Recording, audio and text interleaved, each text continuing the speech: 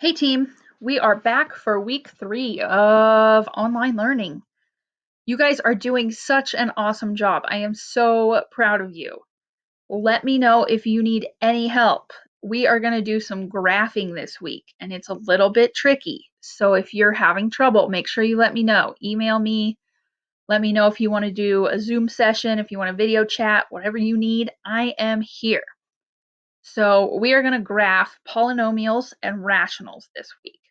And online, the graphing's not too bad, so I think we'll be okay, but here we go. So we're going to start with graphing polynomials.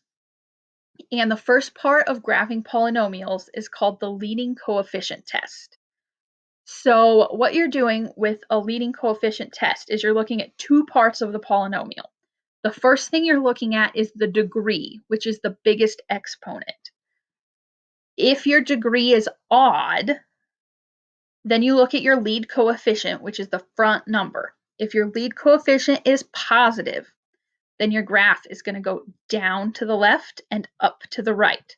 We don't know what's going on in the middle. That's going to come later. But odd degree, positive lead coefficient is down left, up right. If your lead coefficient is negative, your graph's going to go up left and down right. If your degree is even, then both sides of the graph are going to do the same thing. So if your lead coefficient is positive, both sides are going up. If your lead coefficient is negative, both sides are going to go down. So this seems like a lot. This seems super overwhelming, but this is how I do this. Odds are always opposite. Your two ends go the opposite direction. Evens are the same. Both ends go the same way. The lead coefficient, that front number, tells you what the right side is going to do. So if your lead coefficient is positive, the right side is going to go up. If your lead coefficient is negative, the right side is going to go down. So if you look at your lead coefficient, it tells you what the right side is going to do.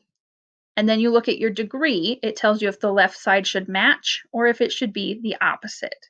Odds are opposite, evens are the same. So that's how that's going to work. The other thing we need to talk about is multiplicity. We spent last week looking at how to find the zeros, how to find the x-intercepts, how to find the solutions. So when you factor your polynomial out, the number of times that that factor appears is called its multiplicity. So if you have odd multiplicity, the answer that comes from that factor will cross the x-axis. So if you look at our example over here, you can see there is an x-intercept at 2. That means that that came from a factor of x minus 2. And x minus 2 appeared in this equation an odd number of times. Maybe it was 1, maybe it was 3, but it was odd because it crosses through the x-axis there. If your 0 has an even multiplicity, then it will touch and turn around at the x-axis. So you can see at negative 2 here, that means we came from a 0 of x plus 2. And it doesn't actually cross through at negative 2. It just touches and turns around. That means it has an even multiplicity. Maybe it was x plus 2 squared or x plus 2 to the 4th. But there were an even number of x plus 2's. And I know that because it doesn't actually cross through at negative 2. So that's what multiplicity means. And that's how it works on our graph. And that's going to come in handy when we're graphing ourselves. So let's put it all together and graph polynomials. We're going to have 6 steps when we're graphing. First step is that leading coefficient test to determine end behavior. Does it rise left? Does it fall right? What happens to the left and the right ends? Step 2 is to find your x-intercepts. Sometimes we call those the zeros. You do that by setting your equation equal to 0 and solving it. Step 3, we're going to find our y-intercept by plugging in 0 for x. Step 4, we're going to see if we can find any symmetry. Remember that odd functions have origin symmetry and even functions have y-axis symmetry. If it's not odd or even, there's no symmetry at all. Step 5, we can figure out the maximum number of turning points by taking the degree minus 1. And then we're going to plot what we've got and sketch it out. So let's try a couple of these. Our first example is f of x equals x to the 4th minus 2x squared plus 1. So first we want to look at that end behavior. So I see my degree is 4. My lead coefficient is positive 1. So if it's positive, I know the right side is positive. The right side's going up. My degree is 4. That's even. That means both sides are going to do the same thing. So a positive lead coefficient and an even degree tells me it's going to rise left and rise right. Step 2, we want to find our x-intercepts. We do that by setting our equation equal to 0. This is kind of like a quadratic with a 4 and a 2, so we can factor it. Factors of 1 that make -2 are -1 and -1. X squared and x squared give me x to the 4th. I know that x squared minus 1 is a difference of squares, so I can factor that into x plus 1 and x minus 1. This is the exact same thing, x plus 1, x minus 1. So I see I have x plus 1 twice. That's like x plus 1 squared. I have x minus 1 twice. That's like x minus 1 squared. So if I set x plus 1 equal to 0, I get x equals -1. If I set x minus 1 equal to 0, I get x equals +1. So I have two x-intercepts. One is at -1, one is at +1. This is where that multiplicity comes in. So if I look at -1, I look at how many x plus 1s were there. You can either look at the exponent here or look at how many there were right here. There are 2. Because 2 is even, that tells me the multiplicity is 2, and an even touches and turns at the x-axis. The same goes for this one. It came from that x minus 1. There were 2 of those. You can see the 2 there or the 2 exponent there. 2 is even. That means it's going to touch and turn at the x-axis. Step 3 is y-intercepts. To find the y-intercept, you plug in 0 for x. 0 to the 4th minus 2 times 0 squared plus 1 tells me my y-intercept is at +1. Step 4, we want to decide if there's any symmetry. If you remember, we could decide if something was an odd or an even function by looking at its exponents. My exponents are 4 and 2, and this one doesn't have an exponent. So 4, 2, and 0 are all even. An even function has y-axis symmetry. So it's symmetric over the y-axis.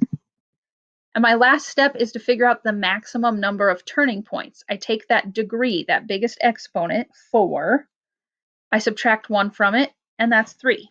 So it has 3 turning points or less. And now we're ready to graph. So on your graph, you plot your points you know. I know I have x-intercepts at -1 and 1. I have a y-intercept at +1. I know it's going to touch and turn at both of those, and it's going to go up forever. So my graph looks kind of like a W. Cool. We're going to try one more polynomial graph. It's going to look a little different. We have x minus 2 squared, x plus 1, and x minus 4. This one's actually easier than the last one. We'll talk about why in a minute. The hardest part, though, is finding the degree, because the degree isn't as obvious as the last one. The degree, you have to add up all the exponents on your parentheses here. This equation's already factored out for us. And so if I multiplied this all out, what would my big exponent be? Well, it would be 2 plus 1 plus 1, because there's those invisible 1 exponents on those. So the degree of this one is 4. That's even. If I had a number out here, that would be my lead coefficient. I don't, so my lead coefficient's just 1. That's positive. So a positive lead coefficient tells me it rises to the right. An even degree tells me it rises to the left. Finding my x-intercepts for this is easy because it's already factored. X minus 2 squared. I set x minus 2 equal to 0. X is 2. I set x plus 1 equal to 0, x is negative 1. I set x minus 4 equal to 0, I get x is 4. This x equals 2 came from x minus 2 squared. Since it was squared, it has a multiplicity of 2, so it's going to touch and turn. These other two just have exponents of 1. 1 is odd, and so it's going to cross through the x-axis at negative 1 and 4. Y-intercept, we plug in 0 for x. 0 minus 2 squared would be negative 2 squared, that's 4. 0 plus 1 is 1. 0 minus 4 is negative 4. Multiply those all together, you get negative 16 for a y-intercept. My exponents of 2, 1, and 1, 2 is even, 1 is odd. So it's not even or odd, it's neither. So there's no symmetry. And my maximum number of turning points. My degree we set up here was 4. 2 plus 1 is 4. Minus 1, there's no more than 3 turning points in my graph. So if I look at my graph, I've got x-intercepts. Here's my x-intercept at negative 1. I know my graph crosses through that. It's got to hit my y-intercept at negative 16. It's got to come back up and hit my x-intercept of 2, turn around, not actually cross through. We don't really know how low this goes, doesn't really matter to us. And then it comes back up and crosses through at 4. Both my ends go up forever. You can see I have 3 turning points. There's 1, 2, 3. So there's my graph. That's how graphing polynomials is going to work. Hopefully you're feeling okay with those. When you look at my math lab, most of these are going to be like multiple choice. You're just choosing which one looks correct. So you can always graph it in your calculator if you're not sure and see what it looks like. But you are going to have to fill in all of this info. So you're going to have to know how to find end behavior, zeros, multiplicity, y-intercepts, symmetry, and turning points. So make sure you're feeling good about that stuff. We are also going to graph rational functions. Remember, rationals look like fractions. It's like a polynomial over a polynomial. All of the stuff for graphing rationals is pretty similar. There is a couple new fun things though. So first, we're going to decide on that symmetry. Is it odd? Is it even? Does it have origin or y-axis symmetry or neither? We find our y-intercept the exact same way. Plug in 0 for x. We find x-intercepts pretty much the same way, but the bottom doesn't matter. So you're just going to set the numerator equal to 0 and solve. Rational functions are going to have asymptotes. Remember when we did exponential and logarithmic graphs, they had those lines that you get closer and closer to, but you don't touch. Don't touch the asymptote. It's not polite. So we're going to have vertical up and down asymptotes, and you can find those by setting the denominator equal to 0 and solving. The trickiest part on these are horizontal asymptotes. You can find them by putting the degree term of the top over the degree term of the bottom. So whatever x has the biggest exponent on the top, whatever x has the biggest exponent on the bottom, put those over each other and simplify. If your x's don't cancel, then your asymptote is y equals 0. We're going to plot a point in what we're going to call neighborhoods, and then we're going to draw what we can. So once you see an example, this will make a little more sense. So, oh, there's a fun little fact that didn't get a fly in. We're going to graph f of x equals x plus 2 over x squared plus x minus 6. So step 1, symmetry. There's an x to the first power on top. That's odd. X squared is even. Odds and evens means there's not odd, not even, so no symmetry. Step 2 is finding our y-intercept. We do that by plugging in 0 for x. 0 plus 2 is 2 on top. 0 squared plus 0 minus 6 is negative 6 on the bottom. So that simplifies to be negative 1/3. Step 3 is find your x-intercepts. You do that by setting the top equal to 0. Solve that out, and our x-intercept is negative 2. Step 4, vertical asymptotes. Set the bottom equal to 0. We have a quadratic, but I think we can factor it. Factors of -6 that make +1 would be +3 and -2. Set those equal to 0, solve them out. We have two vertical asymptotes, one at -3 and one at +2. Step 5, horizontal asymptotes. So we take the x with the biggest exponent on top, that's just x to the first. The x with the biggest exponent on the bottom, that's x squared. So that x cancels out one of those x's, and we get 1 over x. Since there's an x left in my answer, my horizontal asymptote is y equals 0. So I plot what I know. I have a y-intercept at -1/3. There's that point right there.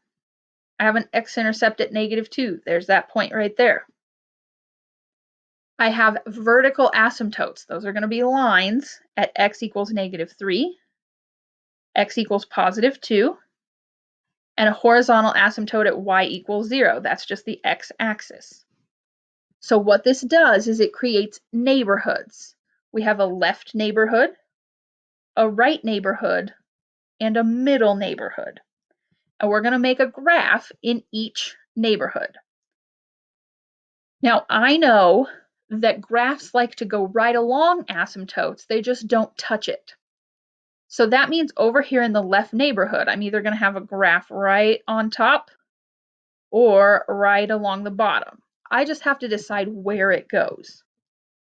Same thing on the right side. It's either going to make kind of an L on the top or like an upside down L on the bottom. One or the other, not both, but I need to know which one it is. The middle is where things get weird. The middle neighborhood is not a safe place. You can see why right here. That point is touching the asymptote. That only happens in the middle neighborhood. But I know that my graph has to go through these 2 points. And so I can kind of tell it must go down like this because it's got to go through these 2 points. And I know it wants to go along the asymptote. So it wants to go along this line a lot. And it doesn't make sense for it to go along the line at the bottom and then come up and hit that point and come back down.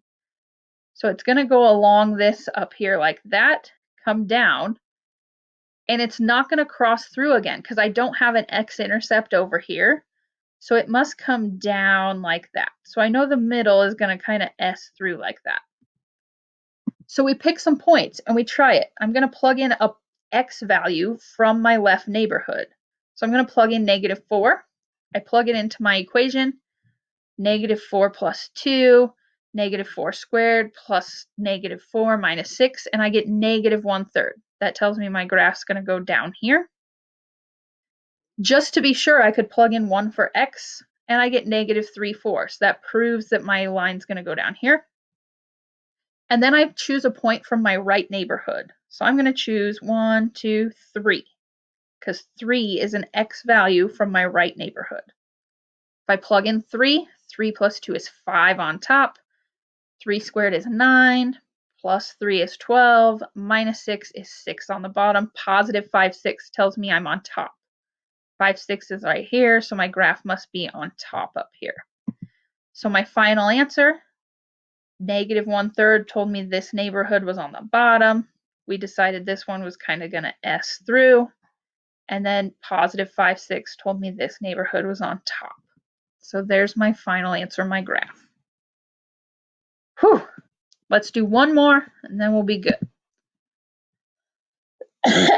F of x equals 3x squared plus x minus 4 over 2x squared minus 5x. So first I'm looking for symmetry. I have an x squared, that's even. I have an x to the first, that's odd. An even and an odd mean it's neither even nor odd, so there is no symmetry. You're not going to have a lot of symmetry on these rationals. Step 2, y-intercepts. We plug in 0 for x. So I get 0, 0, -4 on top, 0, 0, 0 on the bottom. If you try to do -4 divided by 0 in your calculator, it's not going to work because we can't have a 0 on the bottom of a fraction. So that's undefined, which means I don't have a y-intercept. Okay. X-intercepts, set the top equal to 0. You can solve this a variety of ways. I'm going to use our way we were using last week, and I'm going to try factors of 3 over factors of 2. I'm just going to throw 1 in there and see what happens. I drop 3, multiply, multiply. Oh, I got a 0. That means it worked. So I can do x minus 1, and then that was a 2, so that'd be 3x plus 4. That's already factored then, right? Set those equal to 0 and solve. My x-intercepts are 1 and -4/3. Step 4 is to find my vertical asymptotes. I do that by setting the bottom equal to 0. I want to try to factor that. Well, x squared and x have an x in common. I can take that out. That leaves me with 2x minus 5. I set those equal to 0. Solve them out. I get x equals 0 and x equals 5 halves for my vertical asymptotes. Horizontal asymptotes. I take the biggest exponent on the top. That's 3x squared. The x with the biggest exponent on the bottom is 2x squared. My x squareds cancel. That's 3 halves. So my horizontal asymptote is at y equals 3 halves. So if I put all that on a graph, there is no y-intercept for me to plot. I have 2 x-intercepts. -4/3 is right there, -1 1/3, and x equals 1 right there. Vertical asymptotes, x equals 0 is the y-axis, and x equals 5 halves would be 2 1/2 right there. Y equals 3 halves would be 1 1/2 for my horizontal asymptote. So again, I have 3 neighborhoods, left, middle, and right. I know that in this neighborhood, I'm either going to be on the top or on the bottom. But since I've got a point on the bottom, my graph must be on the bottom because I have to go through that point. If I look over here in the middle, I know that I can't really cross through that asymptote. So my graph must just kind of, well, I know that I might cross through that asymptote because the middle neighborhood's sketchy, right? So to go through that point, I either have to S up, S down, or U. And so I can't make an upside down U because I don't have another point to get me back through the x-axis. So I must have to S up through there. And then over here on the right side, I either have to be on the top or the bottom. But I know I can't draw a graph on the bottom because I don't have an x-intercept over here to go through. So my graph has to be up here because if I draw the graph down here, I'm going to cross the x-axis, but there's no point for me to cross through. So I know it's on the bottom over here because we had that x-intercept. I cross through there, and if you're not sure, you can always plug in points to see what happens. And then I knew I was on the top over here because I didn't have an x-intercept over there. So there's my graph, done dealing. So those are our notes for this week. I know that that's some tough stuff, so make sure that you let me know how I can help. Let me know if you need help, email me. If you want to set up a Zoom session, we can.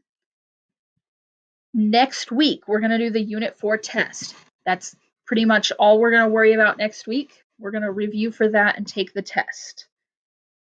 And after this week, we're only going to do 3 more weeks of work. And then we'll spend that last week finishing up with your last test and making sure that we're all good to go. So that's something to look forward to. Let me know what you need from me. Let me know what you need for help. Next week, we'll review and take the test, and that's it. So get your graphs under control, holler at me, and you've got this.